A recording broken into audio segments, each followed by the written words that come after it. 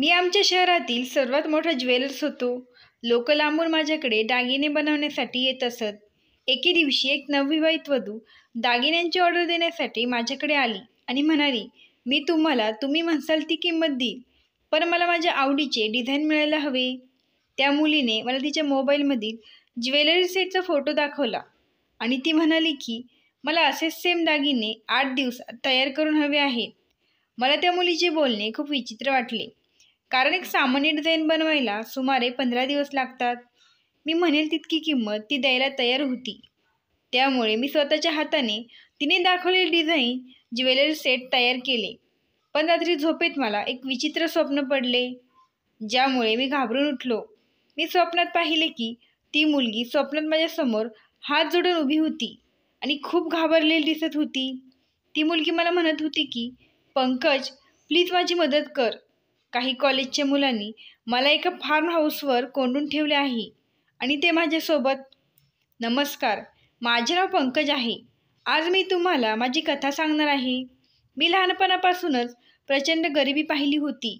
मी साधारण 12 वर्षाचा होतो जेव्हा आमच्या घराला शॉर्ट सर्किटमुळे आग लागली आणि संपूर्ण घर जळून राख झाले. त्यानंतर आमची गरिबी आणखीनच वाढली. माझ्या कुटुंबात मला एक भाऊ आणि 2 बहिणी होत्या. हे बालपण अत्यंत गरिबीत गेले. यातच माझ्या वडिलांचा हृदयविकाराच्या झटक्याने मृत्यू झाला. त्या दिवसात मला माझ्या वडिलांची सर्वात जास्त गरज होती, कारण मी माझ्या कुटुंबातील सर्वात लहान मुलगा होतो. काही दिवसानंतर माझी आईही आजारी पडू लागली. मला जगाचे आकलन नव्हते. मोठा भाऊ अतिशय साधा होता. काही दिवसांनी माझ्या मोठ्या भावाचे लग्न झाले. त्यावेळी मी तर फक्त 12 वर्षाचाच होतो. कसेबसे मोठा भाऊ दरमहा 6,000 रुपये गमवू लागला. त्याच्या कमाईतून आमचा घर खर्च भागवला जात होता. परंतु मी कोणतेही काम करत नव्हतो, कारण मी लहान होतो आणि माझे शिक्षण चालू होते. पण काही दिवसांनी घरातील अडचणी पाहून मोठा भाऊ आणि वहिनी आपल्या मुलांसह वेगळे राहू लागले. आता घरात आई आणि 2 बहिणी असे आम्ही एकत्र राहत होतो. आता 2 बहिणी आणि माझ्या आजारी आईची जबाबदारी माझ्यावर आली होती. मला त्यांना एकटे सोडायचे नव्हते. आपलीच माणसं कशी बदलतात हे मी खूप जवळून पाहिलं होतं. कदाचित हीच वेळ असते जेव्हा आपण आपल्यांमध्ये आणि परक्यांमध्ये फरक ओळखायला शिकतो. आई मला नेहमीच सांगायची की हे जग खूप वाईट आहे. मी लहान वयातच या मतलबी दुनियेला चांगलेच ओळखले होते. माझे वय अजून खेळण्याचे आणि बागडण्याचे होते. त्यामुळेच माझ्या आईने मला लहान वयातच मोठ्या गोष्टी शिकवायला सुरुवात केली. मी ठरवले की आयुष्यात आपल्या जबाबदारीपासून कधीच पळून जायचे नाही. माझ्या भावाने आमच्याशी बोलणेही कमी केले होते, कारण त्याला वाटायचं की आम्ही त्यांच्याकडे पैशाची वगैरे मागणी करेल. या आमच्या वाईट काळात आम्हाला कोणीही विचारले नाही की आम्ही काय करत आहोत. माझी आई म्हणायची की आम्हा मायलेकींसाठी तूच आमचा आधार आहे. मी माझ्या भावाकडून कशाचीही अपेक्षा ठेवली नाही. माझ्या वडिलांचे खानदान खूप मोठे होते. वडील होते तोपर्यंत सगळे आमच्यासोबत चांगले होते, पण नंतर हळूहळू आमच्यासोबतचे सगळ्यांचे वागणे बदलू लागले. माझ्या आईचे माहेरचे घर पण खूप मोठे होते, पण आईचे वडील होते तोपर्यंत आम्हाला शेतातील कडधान्य मिळत होते. त्यामुळे आम्हाला काहीसा आधार होता. पण जेव्हा माझ्या आईचे वडील वारले त्यानंतर आईच्या माहेरच्यांनीही आम्हाला विचारणे सोडून दिले. माझी मोठी बहीण शिवणकाम करायची आणि माझी धाकटी बहीण लोकांच्या घरी जाऊन धुणं भांडी करायची. अशा प्रकारे आमचा घरचा खर्च भागत होता. मला आमच्या घराची परिस्थिती बदलायची होती, म्हणून मी पार्ट टाईम एका मेडिकल दुकानात काम करू लागलो. मी अभ्यासात खूप हुशार होतो आणि माझ्या आईचे स्वप्न होते की मी चांगले शिक्षण करून या घराची परिस्थिती बदलावी. एक दिवस कॉलेजची फी भरण्यासाठी पैसे नव्हते, म्हणून मी मेडिकलच्या मालकाकडून काही ॲडव्हान्स पैसे घेतले आणि माझे शिक्षण चालू ठेवले. पण आमची परिस्थिती अशी नव्हती की मी पुढे शिकू शकेन. आता कदाचित हेच माझ्या नशिबात असावे. जेव्हा मी मेडिकलच्या दुकानात बसायचो तेव्हा मला माझा मालक रोज 50 रुपयांपेक्षा जास्त देत नव्हता, कारण आम्ही जिथे राहत होतो त्या भागात अनेक मेडिकल होती. त्यामुळे धंदा कमी असायचा. आता माझं आयुष्य असंच जात होतं. वडिलांसोबत घालवलेले क्षण मला खूप आठवायचे. मला नेहमी वाटायचं की आपलं नशीब कधी पालटणार कुणास ठाऊक. आणि आपणही एक दिवस श्रीमंत होऊ. आमच्या गरिबीमुळे आमचे सगळे नातेवाईक आमच्यापासून दुरावले होते. मला गरज पण नव्हती त्या नातेवाईकांची, ज्यांनी आम्हाला आमच्या गरीब परिस्थितीत साथ दिली नाही. कारण आजकाल फक्त पैशांचा जमाना आहे. नातेवाईकसुद्धा ज्याच्याकडे पैसा आहे त्यालाच किंमत देतात. आपल्यासारखा गरीबाला कधीच विचारसुद्धा नाही. जर एखाद्या नातेवाईकांच्या घरात काही कार्यक्रम असेल तर सर्वात आधी त्या नातेवाईकाला बोलावले जाते ज्याच्याकडे पैसा आहे. आणि आम्हाला असे सांगितले जायचे की तुम्ही उशीर आले तरी चालेल. हे तुम्हाला सरळ सांगण्याचे कारण म्हणजे हे मी खूप जवळून पाहिले होते. माझ्या भावाचे आयुष्य चांगले चालले होते, कारण तो ज्या कंपनीत काम करत होता त्या कंपनीने त्याची पगारवाढ केली होती.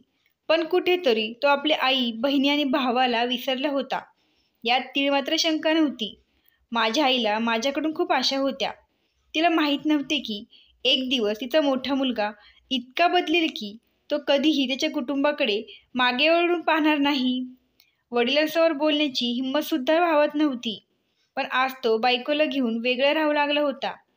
आम्ही कसे जगत आहोत याची त्यांना काहीच काळजी नव्हती. एक तो काळ होता आणि आता एक ही वेळ आहे जेव्हा आपलं कोणीच नसतं. माझ्या बहिणींची सुद्धा रडून रडून वाईट अवस्था झाली होती, कारण त्यांचं माझ्या मोठ्या भावावर खूप प्रेम होतं. दोघी खूप कष्ट करूनही आमचा घर खर्च भागत नव्हता. मी जेव्हा बाहेर काम शोधायला जायचो तेव्हा माझ्या वयाचा विचार करून मला काम दिले जात नव्हते. आता आम्हाला जगणे खूप कठीण झाले होते. दिवस असेच जात होते. माझ्या एका मित्राच्या वडिलांचे ज्वेलर्सचे दुकान होते. त्यांच्या दुकानात गेलो आणि त्यांना मला कामावर ठेवण्याची विनंती केली. त्यांना मी म्हणालो की मला कमी पैसे दिले तरी चालेल, कारण काम न मिळण्यापेक्षा कमी पैसे मिळालेले बरे. सध्या माझ्या मित्राच्या वडिलांनी मला लहानसहान काम करण्यासाठी ठेवले होते. माझ्याकडे शिक्षणासाठी पैसे नव्हते. मी शिक्षणाशिवाय श्रीमंत कसा होणार? मला नोकरी द्यायलाही कोणी तयार नव्हते. पण मला ही नोकरी मोठ्या कष्टाने मिळाली होती. मी खूप कष्ट करून माझ्या घरची परिस्थिती सुधारणार असे ठरवले होते. माझा मित्र अजून शिकत होता आणि मी त्याच्या वडिलांच्या दुकानात कामाला जात होतो. आता मला इथून सुरुवात करायची होती, ज्या कामाची मला माहितीही नव्हती. आणि या वयात मला कोणत्या समस्यांना तोंड द्यावे लागेल ते माहीत नव्हते. मी ज्या दुकानात काम करत होतो त्या मालकाकडे मी इतर ज्वेलर्सच्या दुकानात जाऊन काही डिझाईन आणण्याचे किंवा नेण्याचे काम करायचो. नाहीतर मी पूर्ण दिवस मोकळा असायचो. मालक मला रोज 100 रुपये द्यायचा. तेच पैसे मी आणून आईला द्यायचो आणि त्या पैशातून आई घरचा खर्च भागवायची. असेच दिवस जात होते. मला त्या ज्वेलरी शॉपमध्ये काम करून आता 6 वर्षे झाली होती. तिथे ज्वेलरी डिझायनिंग देखील केले जात होते, जे मी खूप बारकाईने लक्ष देऊन बघत बसायचो. प्रत्येक कारागिराचे काम मी खूप निरखून पाहत होतो. माझे आयुष्य असेच चालले होते. मी हळूहळू त्या कारागिरांसोबत वेगवेगळ्या डिझाईन बनवायला त्यांना मदत करायचो. 100 रुपयाच्या रोजच्या वेतनातून मला आता रोज 300 रुपये झाला होता. आणि मी नुकताच 18 वर्षाचा झालो होतो आणि माझ्याकडे अजून मोबाईल पण नव्हता. मग मी काही पैशांची सेव्हिंग करून एक मोबाईल घेतला आणि त्यावर लेटेस्ट ज्वेलरी डिझाईन बघून शिकू लागलो. मग एके दिवशी दुकानाचा मालक खूप काळजीत दिसला, कारण दागिन्यांच्या डिझाईनबद्दल अनेक तक्रारी मालकाकडे येऊ लागल्या. याचे कारण म्हणजे लेटेस्ट डिझाईनची बाजारात मागणी वाढली होती आणि या खूप जुन्या प्रकारच्या दागिन्यांच्या डिझाईन्स होत्या. एके दिवशी मी मालकाकडे दागिन्यांची डिझाईन करायचा आग्रह धरला. माझ्या बोलण्यावर मालकाचा विश्वास बसत नव्हता. त्यांनी मला डिझाईन बनवायला मनाई केली. पण मी मोबाईलवर काही लेटेस्ट ज्वेलरी डिझाईन बघितल्या आणि ज्वेलरी सेट बनवला. तेव्हा मालकाला ती डिझाईन खूप आवडले. त्यानंतर मी खूप मेहनत घेतली आणि मग माझ्या नवीन डिझाईन्स मालकाला दाखवल्या, ज्या पूर्णपणे लेटेस्ट डिझाईनमध्ये होत्या. त्या डिझाईनला मार्केटमध्ये प्रचंड मागणी होती, कारण लग्नसराई चालू होती. मालकाला माझं काम खूप आवडू लागलं आणि त्याचप्रमाणे तो हळूहळू माझ्या खुश होऊ लागला. आता माझे मालक मला कारागिराप्रमाणे पगार देऊ लागले. त्यामुळे आमच्या घरची परिस्थिती चांगली होत होती आणि मी खूप मेहनत करत होतो. माझा पगार आता महिन्याला 40,000 रुपये झाला होता, कारण मी बनवलेली डिझाईन ग्राहकांना खूप आवडायच्या. त्यामुळे दुकानात दिवसेंदिवस गर्दी वाढत चालली होती. आता मला माझ्या बहिणींचे लग्न करायचे होते, कारण त्यांचे लग्नाचे वय निघून चालले होते. आईने दोन्ही बहिणींसाठी चांगले स्थळ पाहून साध्या पद्धतीने एकत्र लग्न केले. आता जेव्हा मी कामावरून घरी यायचो तेव्हा आई मला पाहून आनंदी व्हायची. तिचा आनंद पाहून माझा सगळा थकवा निघून जायचा. कारण आता इतक्या मोठ्या कुटुंबातून घरात फक्त आम्ही दोघीच उरलो होतो. मी इतकी वर्ष करत असलेल्या कामामुळे आज माझ्या घरची परिस्थिती सुधारली होती. पण मागच्या काही दिवसांपासून मालकाची तब्येत बिघडायला लागली होती आणि त्यांनी दुकानाची सर्व जबाबदारी माझ्या खांद्यावर टाकली होती. माझा मित्र अमेरिकेत शिकायला गेला होता आणि मी 24 वर्षाचा झालो होतो. माझ्या दोन्ही बहिणीही त्यांच्या सासरच्या घरी खूप आनंदी होत्या. वयाच्या 12 ते 24 पर्यंतचा हा प्रवास खूप कठीण होता. एक दिवस अचानक मालकाचा मृत्यू झाला आणि त्यांच्या पत्नीचाही काही महिन्यांपूर्वी ब्लड कॅन्सरमुळे मृत्यू झाला होता. माझा मित्र मालकाचा एकुलता एक मुलगा होता. त्यामुळेच माझ्या मित्राने येऊन वडिलांचे दुकान ताब्यात घेतले होते. त्यानंतर मी जे काही पैसे साठवले होते आणि काही बँकेतून कर्ज काढून दुकान उघडले, ते भाड्याने घेतले होते. आता मी माझे स्वतःचे दागिन्यांचे छोटे दुकान चालू केले. मी माझ्या दुकानात माझ्याच हाताने बनवलेले लेटेस्ट डिझाईनचे दागिने विकू लागलो होतो. त्यामुळेच काही दिवसातच माझे दागिन्यांचे दुकान इतके प्रसिद्ध झाले की दागिन्यांची ऑर्डर देण्यासाठी लोक माझ्याकडे लांबून येऊ लागले. त्या छोट्या दुकानापासून केलेली सुरुवात आता मी माझे स्वतःचे मोठे दागिन्यांचे शोरूम देखील उघडले आणि काही कुशल कारागीर कामाला ठेवले. आईच्या सांगण्यावरून त्या शोरूमचे नाव पंकज ज्वेलर्स ठेवण्यात आले. आता माझे आयुष्य पूर्णपणे बदलले होते. त्यानंतर मी एक रो हाऊस विकत घेतला आणि एक कार घेतली.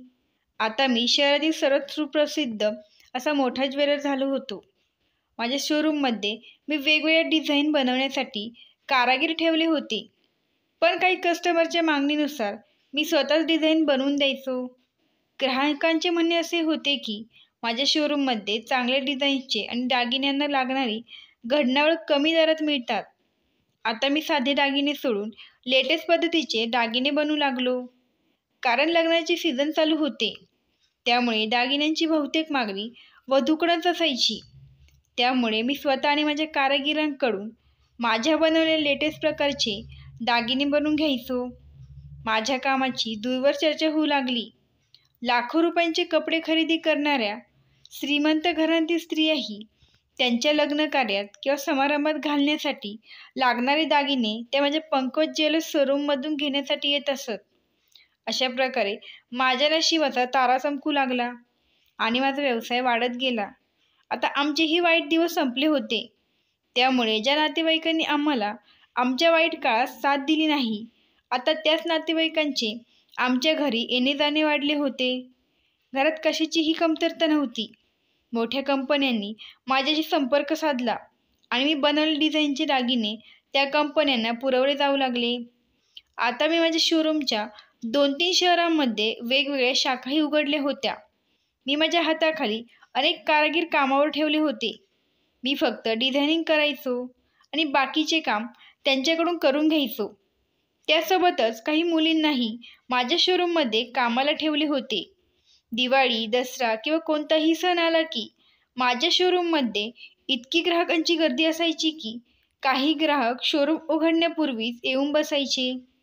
आता माझ्याकडे इतके पैसे होते की प्रत्येक सणाला मी माझ्या बहिणींच्या घरी खूप सामान पाठवायचो.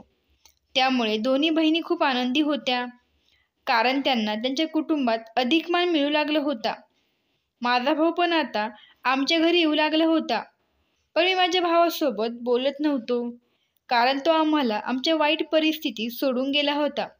हवे तर मी त्याला माझ्या घरात येण्यापासून रोखले असते. पण आई म्हणायची की तुझा भाऊ चांगला आहे, त्याच्या बायकोनी त्याला आपल्यापासून वेगळे केले होते. पण मी त्याला चांगलेच ओळखले होते. जो आपल्या वाईट काळात आपल्याला जवळ करत नाही, मग आपला चांगला काळ चालू झाल्यावर त्याने आपल्या जवळ यावे, हे माझ्या मनाला अजिबात पटत नव्हते. पण माझ्या आईच्या आनंदासाठी मी घरी आलेल्या नातेवाईकांना आणि भावाला काही बोलत नव्हतो. प्रत्येक आईला वाटते की तिच्या मुलांनी एकत्र राहावे. कधीकधी त्यांच्या बायका त्यांना वेगळे राहण्यास भाग पाडतात. आता माझ्या आईची इच्छा होती की तिला माझे लग्न पाहायचे आहे. आई आता नेहमी माझ्या लग्नाचा आग्रह धरायची. पण मला इतक्या लवकर लग्न करायचे नव्हते. मला माझ्या काही शाखा आणखी इतर शहरांमध्ये उघडण्याचा माझा हेतू होता. म्हणून मी आईला प्रत्येक वेळी नकार द्यायचो. एके दिवशी माझी आई माझ्यावर खूप रागावली आणि ती रडायला लागली आणि म्हणाली की आता मी या घरात एकटी राहू लागली आहे. माझ्या मुलींची लग्न झाली आहेत आणि मला माझ्या मोठ्या सुनेला या घरात आणायचे नाही. कारण ज्यांनी आपल्या कठीण काळात आपल्याला साथ दिली नाही त्यांच्यापासून दूर राहणे आता चांगले आहे. त्यानंतर आईने मला जे काही सांगितले ते ऐकून मला पूर्ण धक्का बसला. आई म्हणाली की तुझ्या मोठ्या बहिणीला एक लहान बहीण आहे. तुझ्या मोठ्या भावाचे लग्न झाल्यावर तुझ्या वडिलांनी तुझ्या बहिणीच्या धाकट्या बहिणीशी तुझे नाते निश्चित केले होते आणि आता तुझी बहिणी आणि तिच्या आई वडिलांची इच्छा आहे की तू तुझ्या बहिणीच्या धाकट्या बहिणीशी लग्न करावे. पण मी या नात्यासाठी तयार नव्हतो. कारण माझ्या बहिणीने घरात भांडणं करून माझ्या भावाला आमच्यापासून दूर केले होते. जर तिची धाकटी बहीण आमच्या घरी आली तर ती मलाही माझ्या आईपासून वेगळं करेल.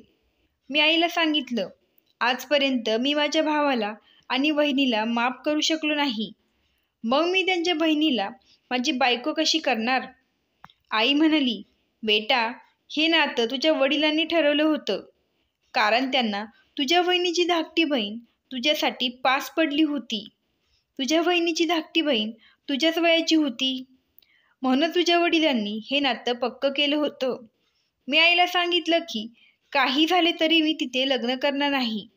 ज्या बाईने माझ्या भावाला आपल्यापासून वेगळे केले त्या बाईच्या बहिणीशी मी कधीही लग्न करू शकत नाही. असो, आजपर्यंत भाऊ किंवा बहिणी या दोघांनीही मला याबद्दल सांगितले नव्हते.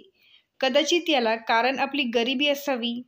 आणि आता आम्ही श्रीमंत झाल्यापासून वहिनी आपल्या बहिणीच्या नात्याबद्दल आईला सांगू लागल्या होत्या.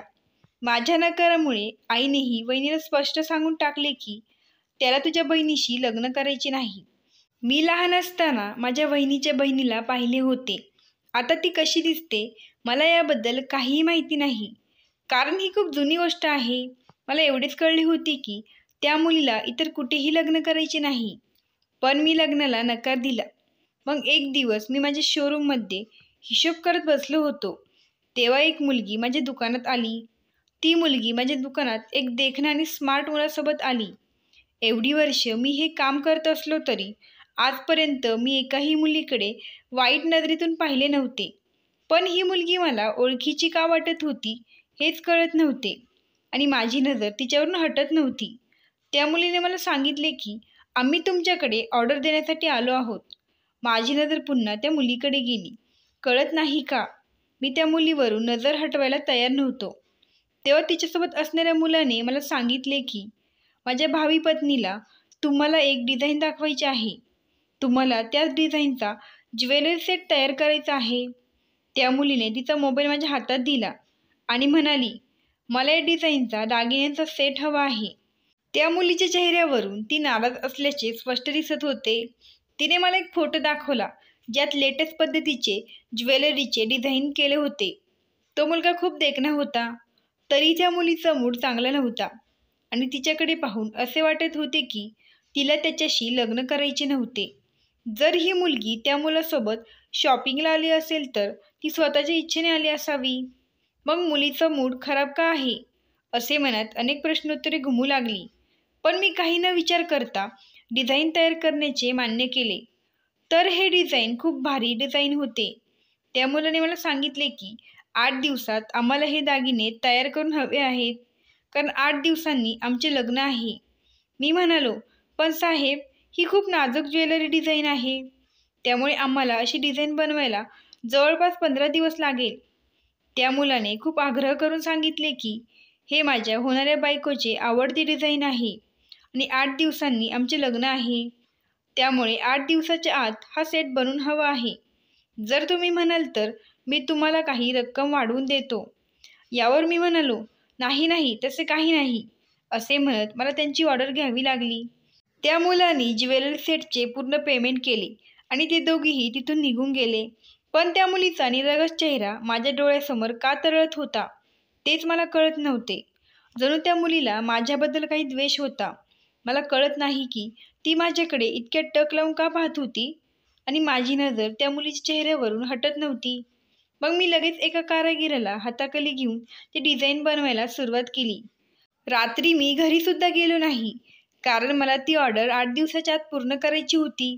रात्रभर दुकानातच थांबून सकाळचे साधारण 6:30 वाजता मी घरी गेलो आणि जरा वेळ झोप काढून अंघोळ करून पुन्हा दुकानात आलो आणि काम करू लागलो. हे 7 दिवस मी ती ऑर्डर कंप्लीट करण्यासाठी घालवले. हे 7 दिवस कसे गेले तेच मला कळले नाही. आज 7वा दिवस होता.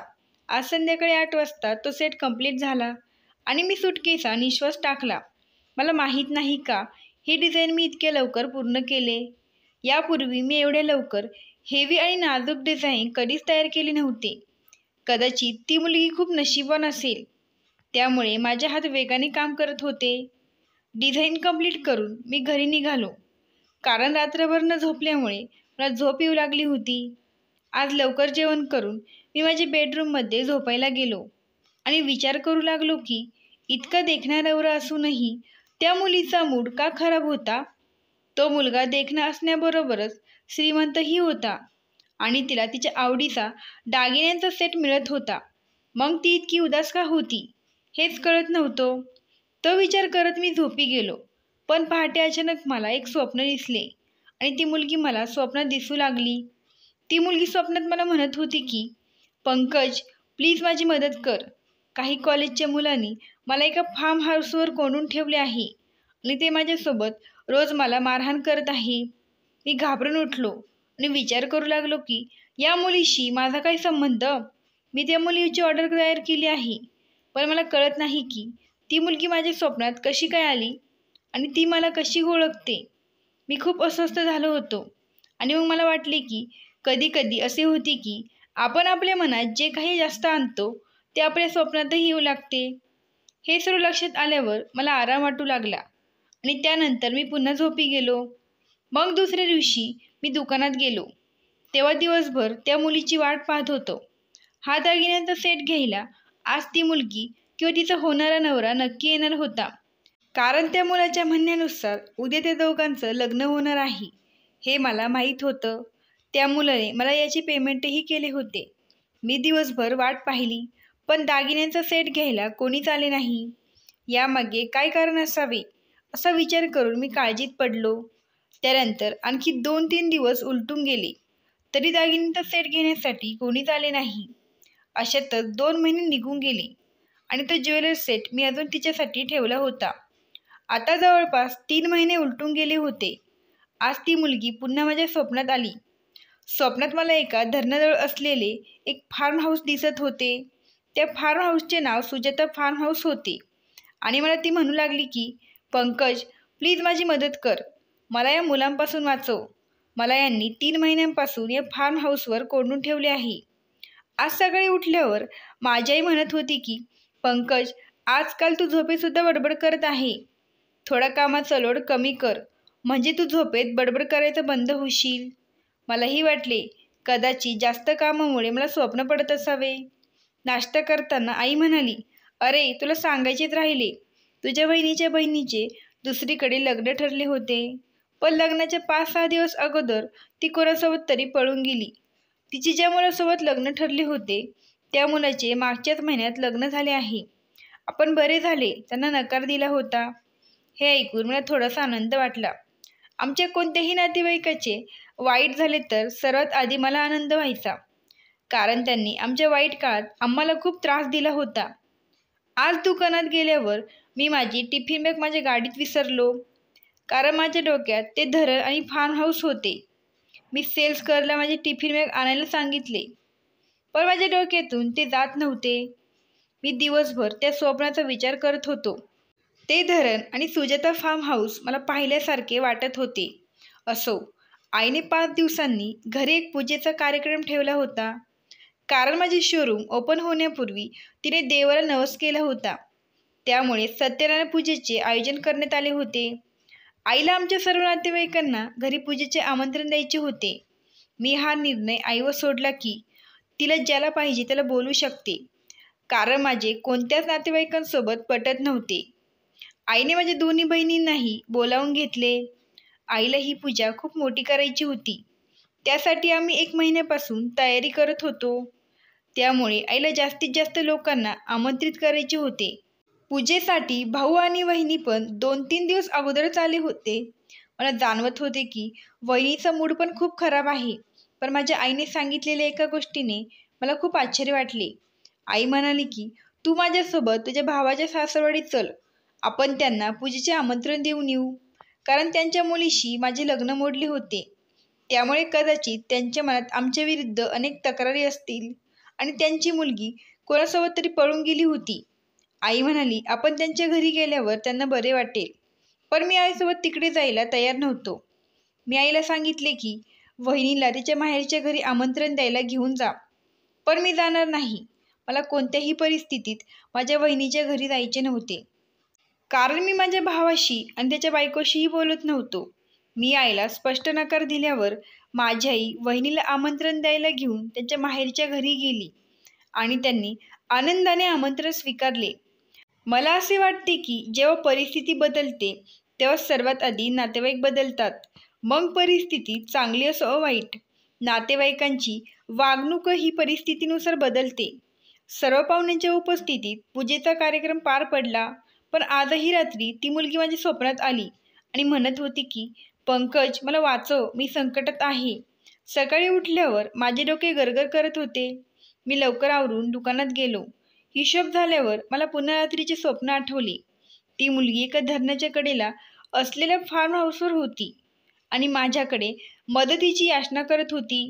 मला समजत नव्हतं माझा त्या मुलीशी काय संबंध होता, ज्यामुळे मी तिच्यासाठी इतका बेचैन होत होतो. हा सर्व विचार करत असताना अचानक माझ्या लक्षात आले की 5 वर्षापूर्वी मी माझ्या मित्रांसोबत पार्टी करायला एका धरणाजवळ गेलो होतो. माझे जे स्वप्न धरण आणि फार्म हाऊस येत होते तिथेही असेच होते, जिथे मी 5 वर्षापूर्वी गेलो होतो. मी खात्री करण्यासाठी लगेच माझी कार घेऊन तिकडे निघालो. ते ठिकाण माझ्या शोरूमपासून बरेच लांब होते. 3 तास गाडी चालवल्यावर मी तिथे पोहोचलो. तेव्हा मला धक्काच बसला. जे मी इतके दिवस माझ्या स्वप्नात बघत होतो, आज ते धरण आणि फार्म हाऊस प्रत्यक्षात समोर बघत होतो. मी त्या फार्म हाऊसपासून काही अंतरावर थांबून त्या फार्म हाऊसचे निरीक्षण करत होतो. तिथे मेन गेटवर 2 सिक्युरिटी गार्ड होते. 1 तासानंतर तिथे एक कार आली. त्या कारमधून 3 मुले आणि 1 मुलगी उतरली. काही वेळाने पुन्हा ते कारमध्ये बसून निघून गेले. मी बराच वेळ रात्र होण्याची वाट पाहत होतो, जेणेकरून मी त्या फार्म हाऊसमध्ये प्रवेश करू शकेल. रात्र होताच मी माझी कार लांब पार्क करून त्या फार्म हाऊसच्या मागच्या बाजूने गेलो आणि कंपाऊंडवरून आत प्रवेश केला. तेव्हा एका खोलीत एक लहान लाईट चालू असल्याचे दिसले. त्या खोलीचा दरवाजा बाहेरून बंद होता. मी हळूच कडी उघडली. तेव्हा नीट निरखून पाहिल्यावर मला धक्काच बसला आणि माझ्या डोळ्यांवर विश्वासच बसेना. मी पाहिले की ही तीच मुलगी होती जिने मला दागिन्याचा सेट बनवण्याची ऑर्डर दिली होती. मी तिला म्हणालो, मी तुझी मदत करायला आलो आहे. आवाज न करता आपल्याला इथून बाहेर पडायचे आहे.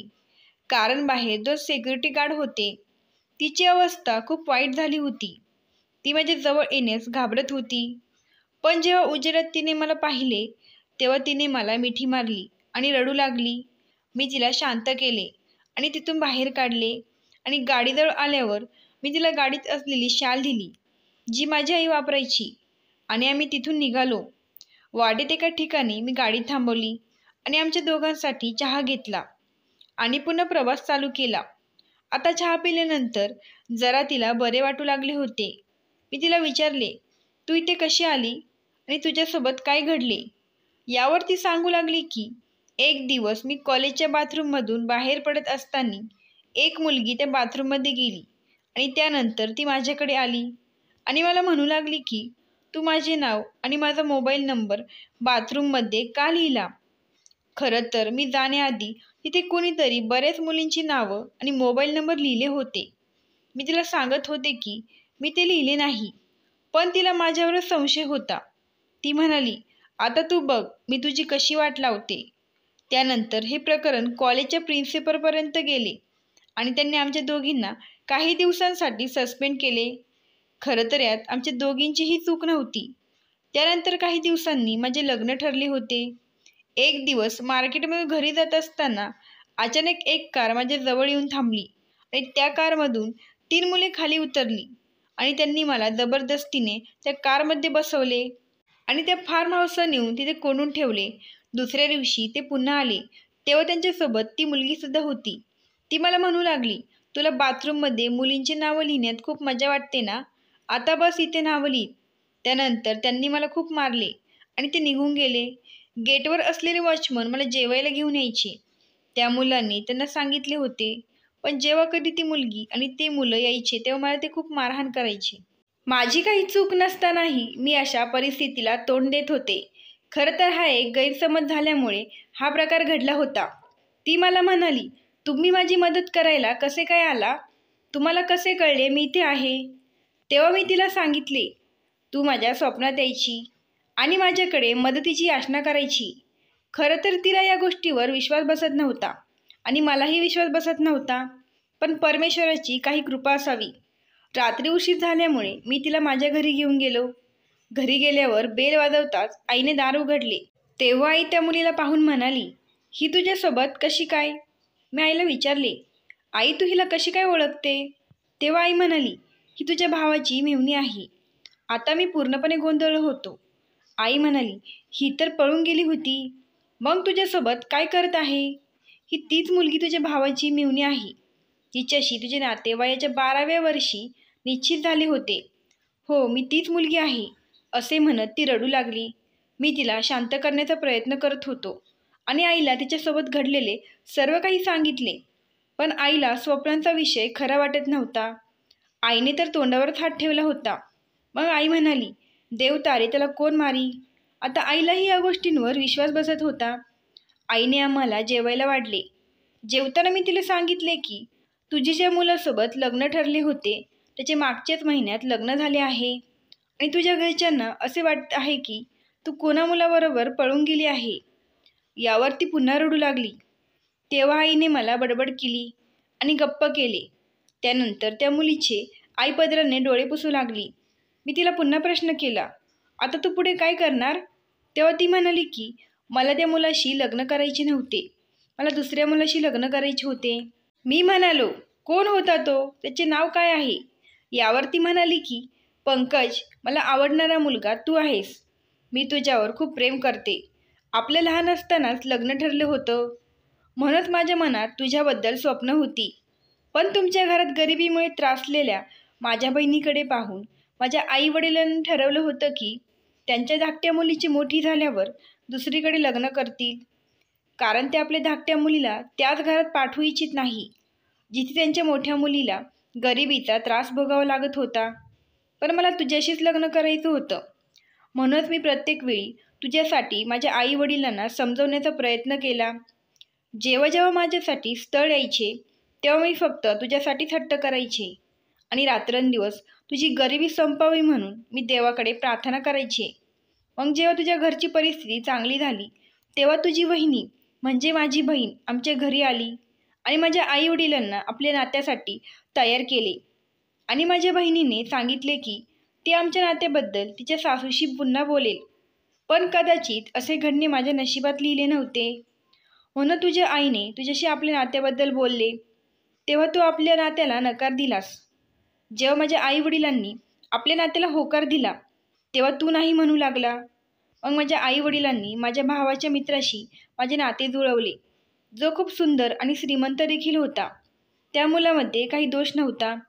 माझ्या वडिलांनी माझ्यासाठी कोणताही चुकीचा निर्णय घेतला नव्हता, कारण या मुलामध्ये कोणतीही कमतरता नव्हती आणि हे नाते माझ्यासाठी पूर्णपणे परिपूर्ण होते. पण तरीही मी सुरुवातीला त्याला नकार दिला होता, कारण माझे तुझ्यावर प्रेम होते आणि मला तुझ्याशीच लग्न करायचे होते. पण जेव्हा तू आपल्या लग्नासाठी नकार दिला तेव्हा माझी इच्छा नसतानाही मी त्या मुलासोबत लग्न करायला तयार झाले. पण एक दिवस तो मला तुझ्या दुकानात ज्वेलरी सेट घेण्यासाठी घेऊन गेला. तेव्हा मला पुन्हा आपले ते बालपणीचे दिवस आठवू लागले, कारण आपल्या कुटुंबात आपल्या नात्याची चर्चा होती. सगळेजण मला तुझ्या नावाने चिडवायचे आणि म्हणूनच तुझ्याबद्दलचे प्रेम माझ्या हृदयात सदैव जिवंत राहिले. त्या मुलीचे बोलणे ऐकून मला आश्चर्य वाटले की तिचे माझ्यावर इतके प्रेम आहे की माझ्यापेक्षा 1000 पटीने चांगल्या मुलामध्ये दोष शोधून तिने त्याच्याशी लग्न करण्यास नकार दिला होता आणि मी माझ्या वहिनीचा राग त्या गरीब निरगस मुलीवर काढला. मी तिच्याबद्दल एकदाही विचार केला नाही की आजही तिच्या हृदयात बालपणीचे प्रेम जिवंत आहे. मी तिचा हात धरला आणि म्हणालो, माझे अजून लग्न झालेले नाही. मला तुझ्याशी लग्न करायचे आहे. तुला माझ्याशी लग्न करायचे आहे का? ती माझ्याकडे चकित होऊन बघू लागली आणि म्हणाली की मी तुझ्यावर लहानपणापासून प्रेम करते, म्हणूनच मी लग्नाला कधीही नकार देणार नाही. यावर मी म्हणालो, मला माफ कर. मी माझ्या कौटुंबिक प्रकरणामुळे नाराज होतो आणि तुझ्याशी माझे नाते संपून माझा राग काढला. पण आता मला फक्त तुझ्याशी लग्न करायचे आहे. मी माझ्या आईला सांगितले की मला या मुलीशी लग्न करायचे आहे आणि कृपया आमच्या लग्नास तुम्ही सर्वांनी सहमती द्यावी. आमचा हा निर्णय ऐकून माझी आई खूप खुश झाली आणि सकाळी मी तिला घेऊन जवळच असलेल्या एका पोलीस स्टेशनला घेऊन गेलो आणि तिने तिच्यासोबत घडलेला सर्व प्रकार पोलिसांना सांगितला. घटनेचे गांभीर्य लक्षात घेऊन काही वेळातच पोलिसांनी त्या 3 मुलांना आणि त्या मुलीला अटक केले. तेव्हा त्या मुलीने कबूल केले की मी माझ्या बॉयफ्रेंडसोबत प्लॅन करून हिला आम्ही त्या फार्म हाऊसवर कोंडून ठेवले होते. पण मलाही कालच कळले की बाथरूममध्ये काही मुलांनी मुलींची नावं आणि मोबाईल नंबर लिहिले होते.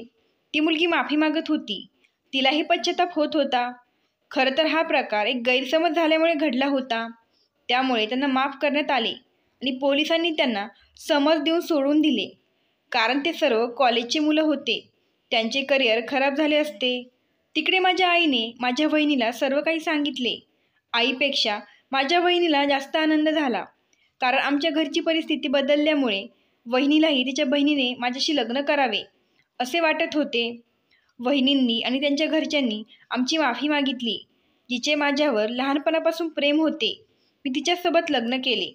आता मी माझ्या पत्नीवर खूप आनंदी आहे, कारण जी माझ्या श्रीमंतीसाठी माझ्यावर प्रेम करत नव्हती, तर माझ्यावर तिचे मनापासून प्रेम होते. माझ्या बायकोला माझ्याबद्दल कोणताही लोभ किंवा स्वार्थ नव्हता.